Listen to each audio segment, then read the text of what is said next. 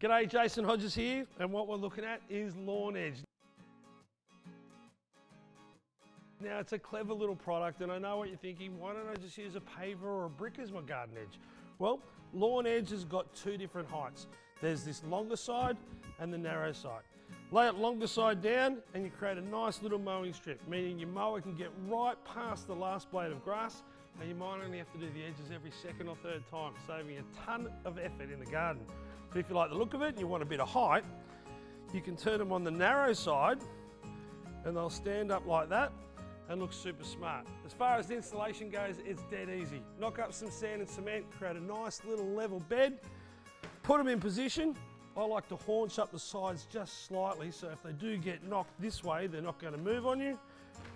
Run a string line and the job's done.